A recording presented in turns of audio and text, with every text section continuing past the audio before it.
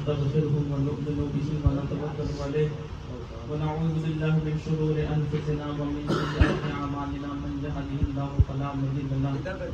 ومن يضلل فلا هادي له ونشهد أن لا إله إلا الله وحده لا شريك له ونشهد أن سيدنا مولانا محمدا عبده ورسوله اللهم صل على سيدنا محمد النبي المحمد وعلى آله وصحبه وسلم أما بعد فأعوذ بالله من الشيطان الرجيم بسم الله الرحمن الرحيم قد أفلح من تزكى وذكر اسم ربه فصلى صدق الله مولانا العظيم وصدق رسوله النبي الكريم ونحن على ذلك لمن الشاهدين والشاكرين والحمد لله رب العالمين إن الله وملائكته يصلون على النبي يا أيها الذين آمنوا صلوا عليه وسلموا تسليما اللهم صل وسلم وبارك على سيدنا مولانا محمد وعلى آل سيدنا مولانا محمد صلاة تنجينا بها من جميع الأهوال والآفات وتقضي لنا بها الحاجات وتطهرنا بها من جميع السيئات وترفعنا بها عندك على الدرجات وتبلغنا بها السماوات من الخيرات سبحانك بعد الموت إنك على كل شيء قدير نبی اور آل نبی پر ایک مرتبہ درود پاک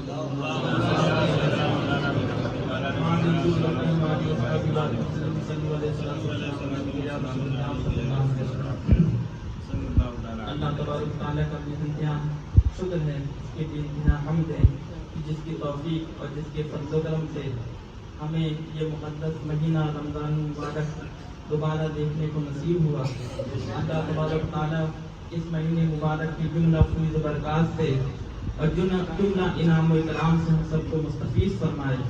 اور اس میں قبول والے روزہ اور عبادت کرنے کی توفیق عطا فرمائے۔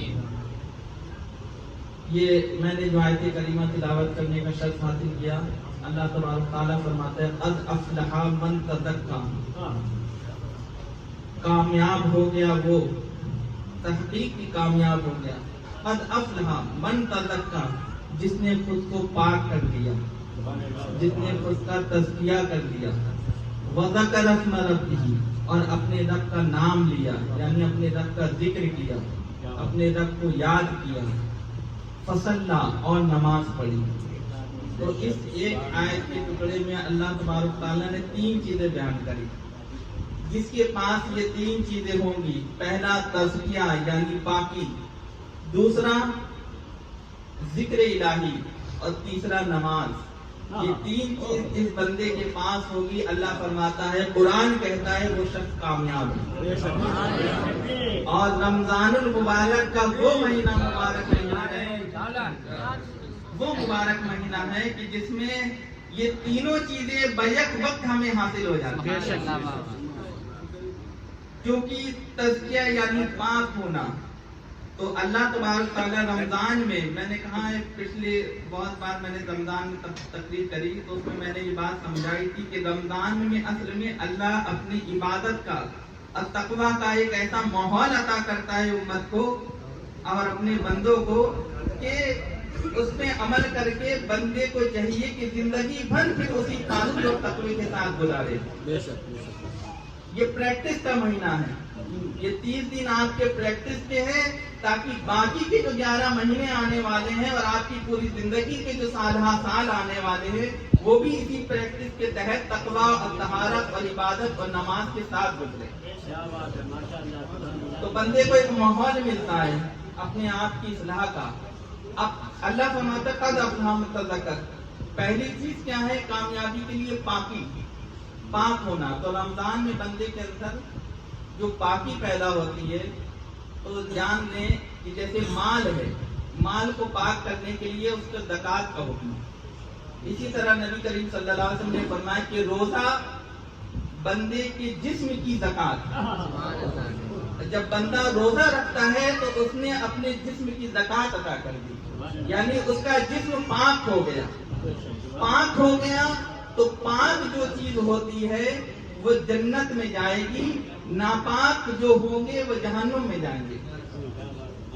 تو پاک اصل میں بندے کا ایک تو فطری طور پر یہ ہوتا ہے، جب رمضان کا مہینہ آتا ہے تو بندہ نجاستوں سے بھی دور رہتا ہے، ظاہری پاکی کا بھی خیال کرتا ہے، لباس بھی پاک رکھتا ہے، ساتھ میں جب روزہ رکھتا ہے تو اس کا بدن کی زکوٰۃ نکلنے سے اس کا بدن بھی پاک ہو جاتا ہے۔ ایک بات، دوسری جو پاکی ہوتی ہے وہ اصل میں اخلاق رذیلہ سے پاک ہوتا ہے۔ پہلی ظاہری پاکی میں نے بیان کر دی، دوسری جو باطنی پاکی یعنی دل کی جو پاکی ہے وہ بھی روزہ، یعنی روزہ ایک ایسی عبادت ہے جو بندے کی نیت بھی پاک کر دیتی ہے۔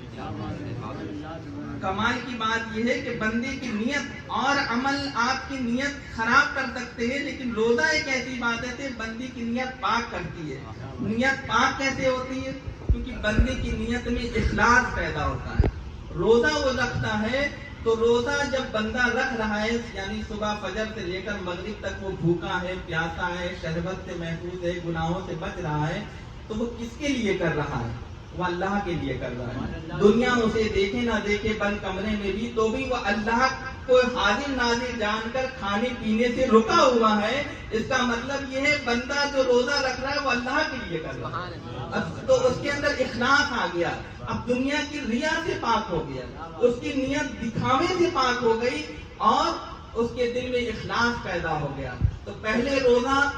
بدن کو بھی پاک کرتا ہے، نجاست اور کثافت سے اس کے لباس کو بھی پاک کرتا ہے، اور ساتھ میں اللہ تبارک و تعالیٰ اس کی نیت کو بھی پاک کر دیتا ہے روزے کی برکت سے۔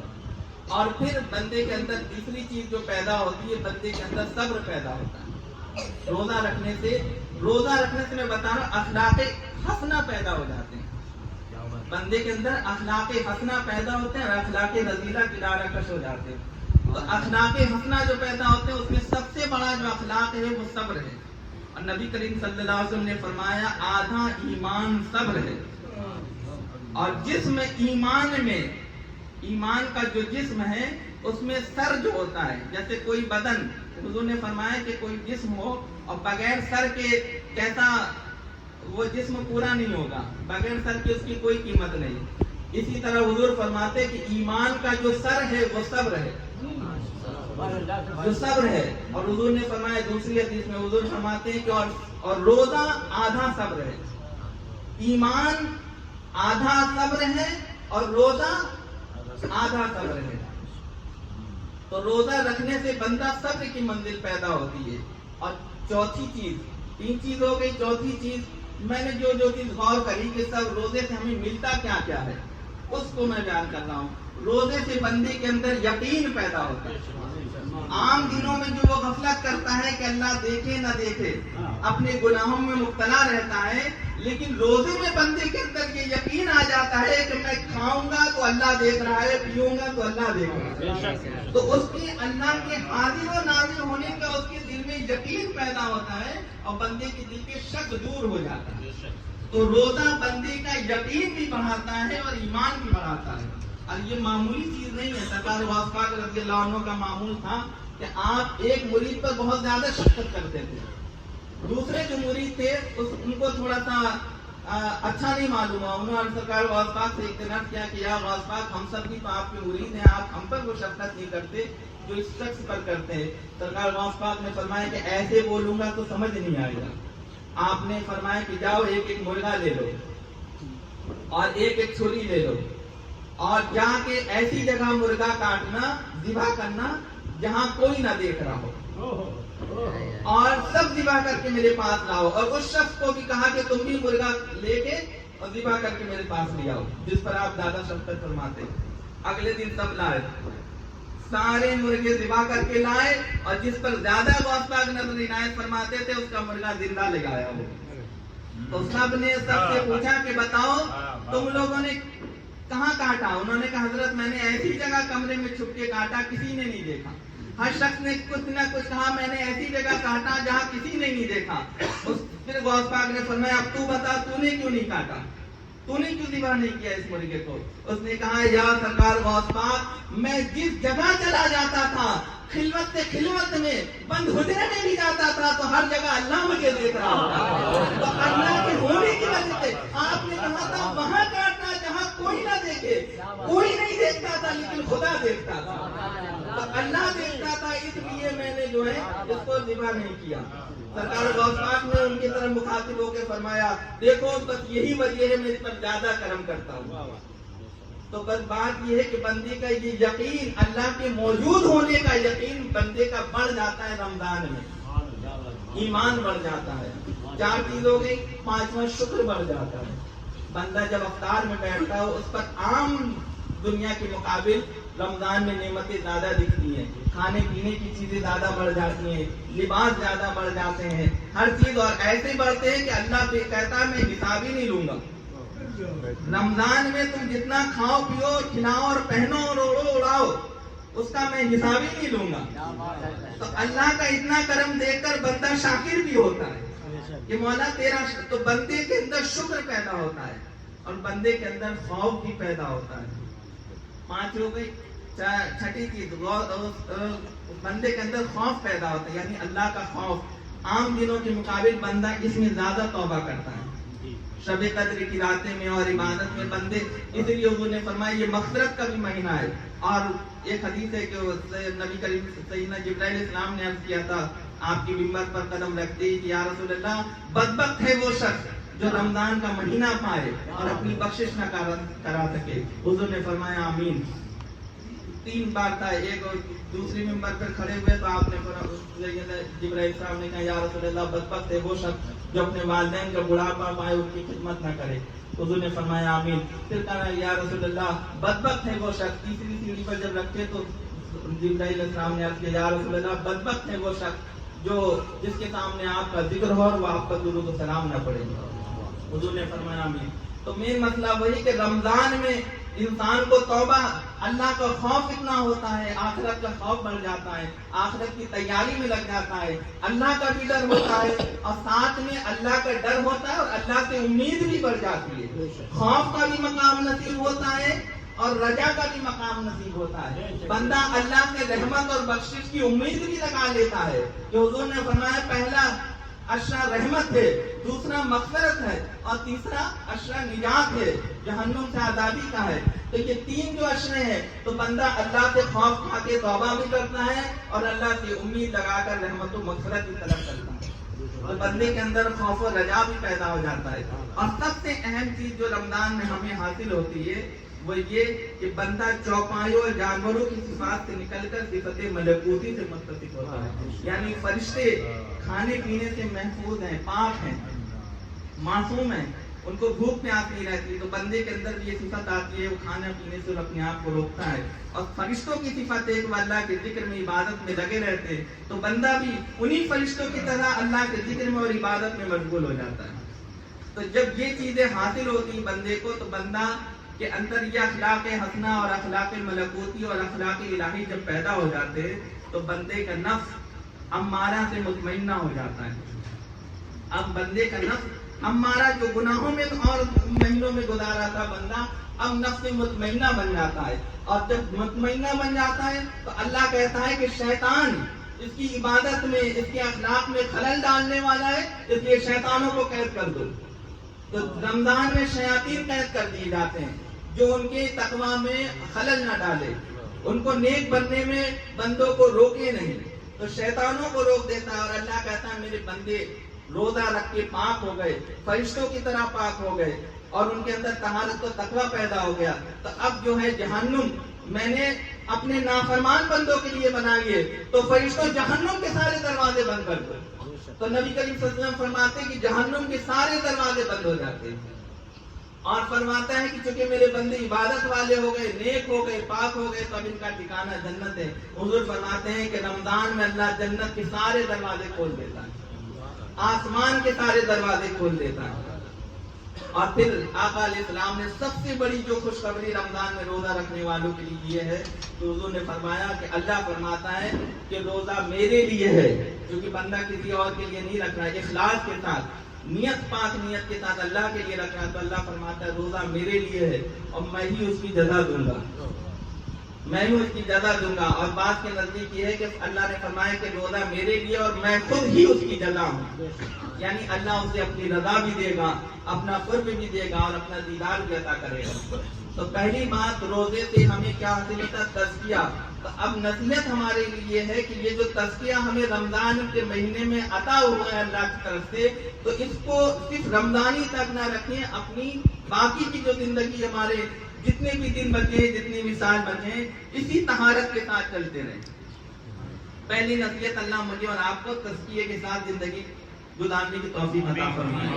تزکیہ قلب کے ساتھ، تزکیہ نفس کے ساتھ اللہ تبارک تعالی ہماری زندگی کو گزارنے کی توفیق عطا فرمائے، یعنی ہمارے دلوں کو بھی تزکیہ فرما دے، ہمارے دلوں نفس کا بھی تزکیہ فرما دے، ہماری روح کو بھی تجلیہ فرما دے۔ ایک بات دوسری فرمائے وذکر اسم رب قد افلح من تزکیٰ وذکر اسم ربہ فصلی، اور جو اللہ کا ذکر کرتے ہیں تو اللہ کا ذکر بندے کی عادت بن جاتی ہے، اس میں اللہ کو کثرت سے یاد کرتا ہے، اور ذکر کا سب سے بڑا انعام یہ ہے، اللہ فرماتا ہے فاذکرونی اذکرکم، جو میرا ذکر کرتا ہے تو میں بدلے میں اس کا ذکر کرتا ہوں۔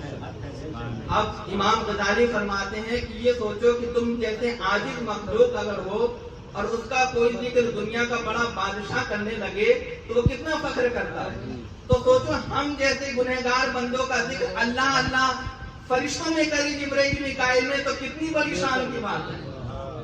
اور اللہ فرماتے ہیں قیامت کے دن کچھ بندے آندھے منہ آئیں گے، اللہ ان سے چہرے رحمت پھیر دے گا، اللہ فرمائے گا تم ہمیں دنیا میں بھول گئے تھے، آج ہم تمہیں بھول گئے۔ تو ہمارے لیے یہ ہے کہ دنیا میں اللہ کو خوب کثرت سے یاد کرے تاکہ اللہ بھی ہمیں یاد رکھے، اللہ بھی ہمیں یاد رکھے۔ ذکر الہی کی بڑی فضیلت حضور نے فرمایا جو ذاکر بندے ہیں وہ اصل میں زندہ ہیں، اور جو اللہ کے ذکر سے غافل ہوتے ہیں وہ زندہ نہیں بلکہ مردہ ہیں۔ اور حضور نے فرمایا کہ جس گھر میں اللہ کا ذکر نہیں ہوتا وہ گھر نہیں قبرستان ہے، اور جو بندہ اللہ کا ذکر نہیں کرتا وہ بندہ زندہ نہیں مردہ ہے۔ اور اولیاء اللہ کے ذکر میں فنا ہو گئے تو وہ فنا جو اللہ کے ذکر میں ہو جاتے وہ قبر میں بھی جائیں تو زندہ ہیں، اللہ کا ذکر قدیم انہیں زندہ کر دیتا ہے۔ تو بات سمجھنے یہ ہمارے لیے نصیحت یہ کہ اللہ کے ذکر کے معمول جس طرح ہم رمضان میں رکھیں اسی طرح اپنی زندگی بھر ہر شخص اپنے ماحول کے حساب سے اپنے وظائف اپنے اذکار متعین کرے۔ اللہ سبحان اللہ تسبیح فاطمہ ہے، تیسرا کلمہ ہے، پہلا کلمہ ہے، تلاوت قرآن کو انہوں نے فرمایا افضل الذکر تلاوت قرآن، افضل الذکر لا الہ الا اللہ۔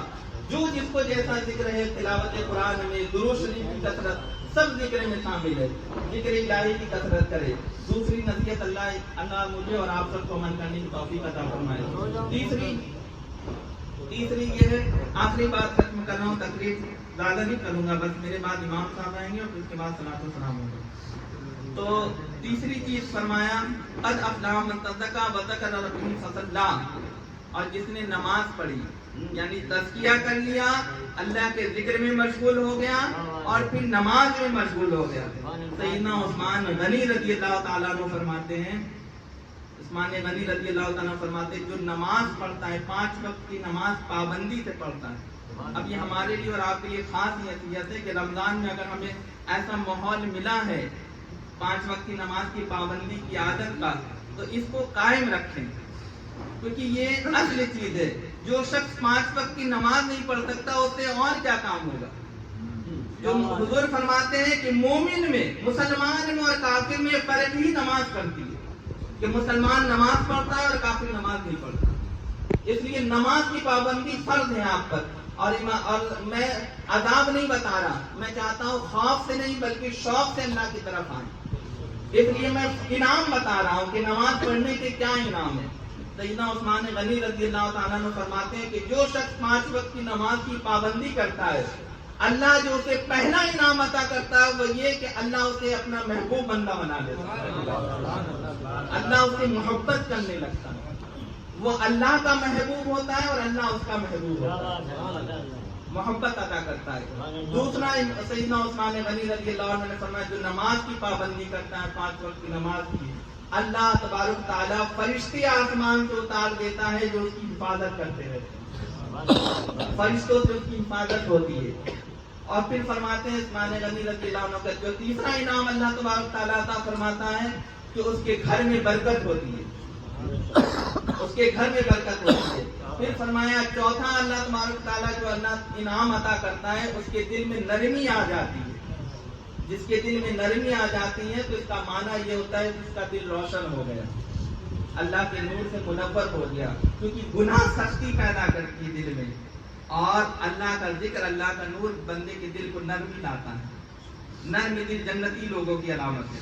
حضور عثمان غنی رضی اللہ عنہ نے فرمایا کہ اللہ تبارک تعالیٰ اس کے دل میں نرمی عطا کر دیتا ہے، اور پھر جو نماز کا انعام ملتا ہے اللہ اس کے چہرے پر صالحین کا نور عطا کرتا ہے، یعنی اس کا چہرہ دیکھ کر کہیں گے کہ یہ اللہ کا نیک بندہ ہے، صالحین کا نور اس کے چہرے پر آ جاتا ہے۔ اور پھر فرمایا سیدنا عثمان غنی رضی اللہ تعالیٰ عنہ نے کہ اللہ تبارک تعالیٰ اسے جہنم سے اس کے عذاب سے نجات عطا کرتا ہے، اور فرمایا کہ اور وہ پل صراط پر وہ شخص بجلی کی طرح گزر جائے گا جو شخص 5 وقت کی نماز کی پابندی کرتا ہے۔ اور پھر آخری انعام جو آپ نے فرمایا سیدنا عثمان غنی رضی اللہ عنہ کہ وہ شخص جب جنت میں جائے گا اللہ اسے جنت تو عطا کرے گا ہی، لیکن جنت میں بھی وہ مقام دے گا ان لوگوں کا اللہ پڑوسی بنائے گا جن کی شان میں اللہ نے کہا ہے الا ان اولیاء اللہ، کہ اللہ کے دوستوں کو نہ کوئی خوف ہے نہ کوئی غم، یعنی اولیاء اللہ کا وہ پڑوسی ہوگا جنت میں، اللہ تبارک تعالیٰ یہ انعام عطا کرے گا۔ سرکار غوث پاک رضی اللہ تعالیٰ عنہ کا معمول تھا، آپ 1000 رکعت نماز روزانہ پڑھا کرتے تھے، ہر رکعت میں سورہ اخلاص 3 بار پڑھتے تھے، اور بعض روایت میں ہے کہ کبھی کبھی آپ 100 رکعت پڑھتے تھے تو ہر رکعت میں 100 مرتبہ سورہ اخلاص پڑھتے تھے، یعنی غوث پاک کی شان تو یہ تھی کہ آپ نفل میں اتنی کثرت کرتے تھے، اور ہم اور آپ قادری مرید ہیں تو ہمیں چاہیے 5 وقت کی پابندی ضرور رکھیں۔ سیدنا ان بات آخری بات ختم کرنا، سیدنا امام غزالی امام زین العابدین رضی اللہ تعالیٰ عنہ،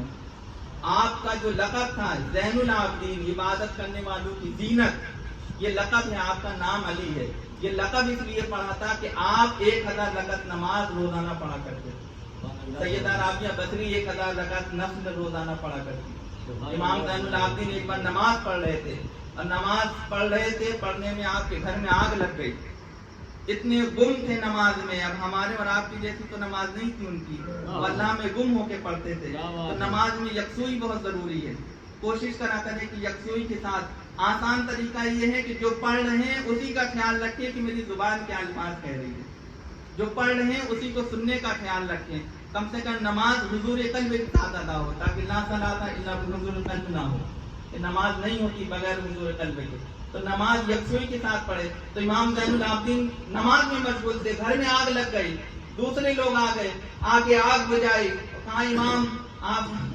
امام زین العابدین کو پکارتے رہے لیکن آپ کو ہوش ہی نہیں تھا، جب آپ نے سلام پھیرا کہا امام آپ کے گھر میں آگ لگ گئی اور آپ کو خبر بھی نہیں ہوئی، تو امام زین العابدین فرماتے ہیں کہ میں جہنم کی آگ کو دیکھنے میں مشغول تھا، اس آگ کے خوف نے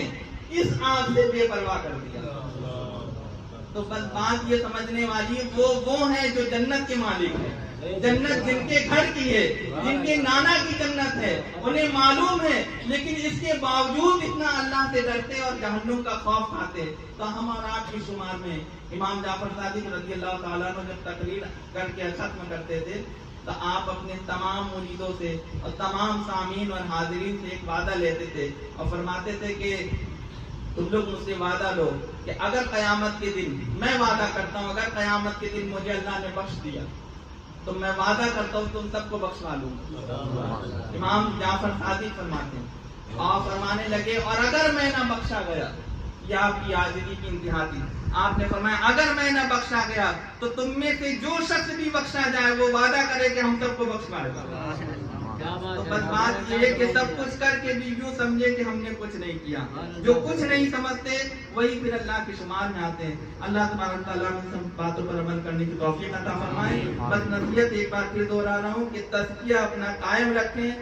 ذکر الہی قائم رکھیں، اور 5 وقت کی نماز کی پابندی کرے۔ جو یہ 3 چیز کرے گا، قرآن کہہ رہا ہے کہ کامیابی اس کے قدموں میں ہے، دنیا کی بھی آخرت کی۔ اللہ ہمیں توفیق عطا فرمائے۔ وما علینا الا البلاغ۔ السلام علیکم و رحمۃ اللہ وبرکاتہ۔